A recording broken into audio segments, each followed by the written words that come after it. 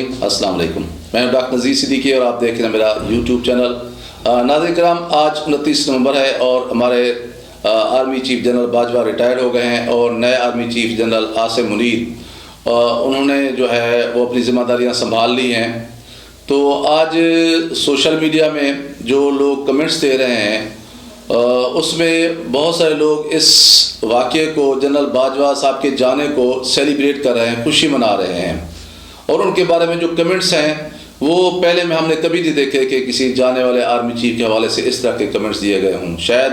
اس کی وجہ یہ بھی ہو سکتا ہے کہ ایک تو سوشل میڈیا بہت طاقتور ہو گیا ہے، اور دوسرا یہ ہے کہ جو کنٹروورشل ایک کردار رہا ہے، ایک رول رہا ہے جنرل باجوہ کا پچھلے 6-7 مہینے کے دوران، کہ جب ایک عالمی سازش رچائی گئی اور عمران خان کو ہٹایا گیا، اور پاکستان جو ہے اس پچھلے 7-8 مہینے کے دوران نہ صرف پاکستان کی معیشت جو ہے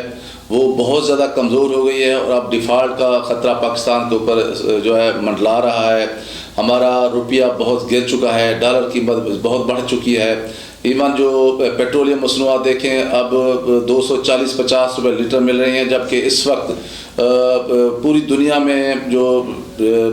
پیٹرولیم کی جو قیمتیں بہت ہی کم ہو چکی ہیں، سال کی سب سے کم ترین سطح پر پہنچ چکی ہیں، لیکن ظاہر ہے ہماری معیشت اس طرح کی ہے کہ اس میں حکومت ریلیف دینے کی پوزیشن میں نہیں ہے،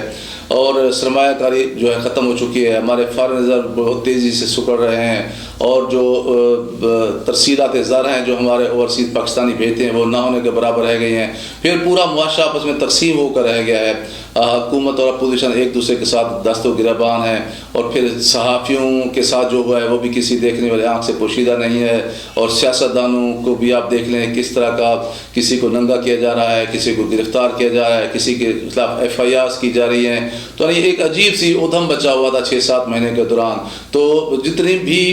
سوشل میڈیا کے لوگ ہیں ان میں سے اکثریت جو ہے وہ ان ساری چیزوں کے لیے، ان سب ایکٹیویٹیز کے لیے مورد الزام جانے والے جو ایکس ہمارے آرمی چیف ہیں ان کو ٹھہراتی ہے، جس کی وجہ سے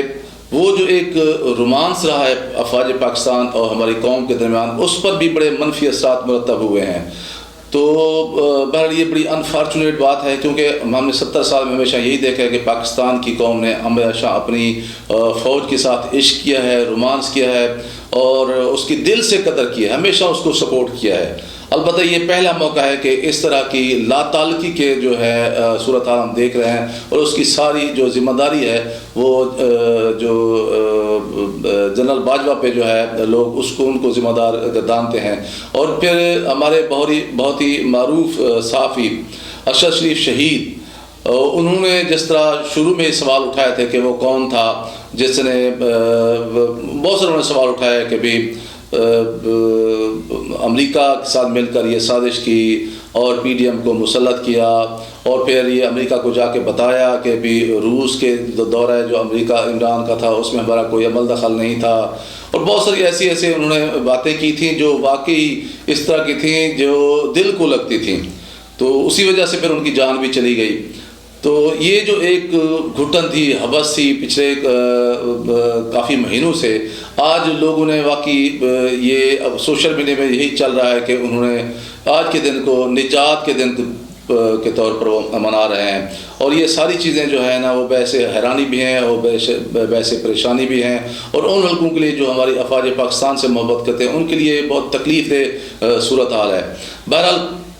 اب دیکھنا یہ ہے کہ جو نئے آنے والے ہمارے آرمی چیف صاحب ہیں وہ پاکستان کی افواج اور پاکستانی قوم کے درمیان ماضی والے رشتے، محبت والے، رومانس والے، پیار والے، تعلق والے، اپنائیت والے کس طرح بحال کرتے ہیں،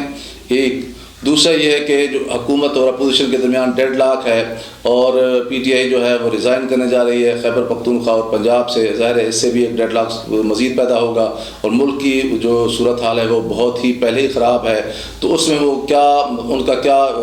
کردار رہتا ہے، کیونکہ اب بھی بہت سارے اس پوری انفراسٹرکچر میں یا اس فارمیشن میں یا اسٹیبلشمنٹ میں بہت سارے لوگ بیٹھے ہوئے ہیں جو سابق آرمی چیف کے ساتھ منسلک رہے ہیں، ان کے ساتھ کام کرتے رہے ہیں۔ تو بہرحال یہ ایک بہت بڑا چیلنج ہے نئے آرمی چیف صاحب کے لیے بھی کہ وہ ان سب چیزوں کو کس طرح دیکھتے ہیں، کس اینگل سے دیکھتے ہیں، اور پھر قوم کے جذبات کو کتنی سنجیدگی سے لیتے ہیں، اور پھر وہ جو شکوے شکایت ہے، حرف شکایت زبان پہ، وہ کس طرح دور کرتے ہیں۔ اصل میں یہ دنیا ہے یہ تاثر پر قائم ہے، امپریشن پر قائم ہے، اور یہ تاثر عام طور پر پایا جاتا ہے کہ پچھلے 7-8 مہینے کے دوران پاکستان کی بھی جتنی بھی پریشانیاں ہیں، تکلیفیں ہیں، مصیبتیں ہیں، صعوبتیں ہیں، ان سب کی ذمہ داری جو ہے نا وہ باجوہ صاحب پہ ڈالی جانی چاہیے۔ آج تو یہ صورتحال ہو گئی ہے کہ بھارت کہ جو فوجی جو قیادت ہے وہ کھلے عام کہہ رہی ہے کہ ہمیں تو صرف ایک اشارے کی جو ہے وہ دیر ہے، ہم تو گلگت بلتستان اور پاکستان کے جو زیر انتظام کشمیر ہے اس کو جو ہے اس پہ 1 منٹ میں قبضہ کر لیں گے۔ اور بہت سارے لوگ یہ بھی کہہ رہے ہیں کہ خدا نخواستہ پاکستان ڈیفالٹ کر جاتا ہے تو ہمارا ایٹمی پروگرام ہے یا جو میزائل پروگرام ہے وہ ہمارے اثاثے جو ہیں وہ مغربی ممالک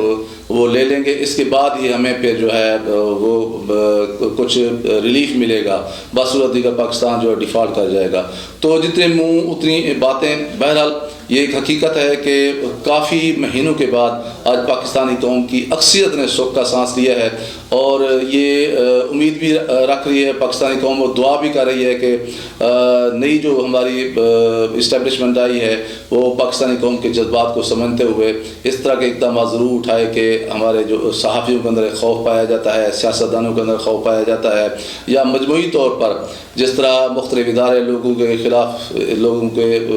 گرد ایک شکنجہ کس رہے ہیں اللیگلی اداروں کے نام پر، کم از کم یہ روش بھی ختم ہوگی اور پاکستانی قوم کو پھر جوڑنے کی کوشش کی جائے گی، اور اس ساری جو بے یقینی کیفیت ہے اسے ختم کر کے نئے الیکشن کی طرف ملک کو لے جایا جائے گا تاکہ پاکستان جو ہے وہ مشکل حالات سے باہر نکل سکے۔ صرف ایک ہی راستہ ہے جس کے ذریعے پاکستان موجودہ مشکلات پر قابو بھی پا سکتا ہے، اور امید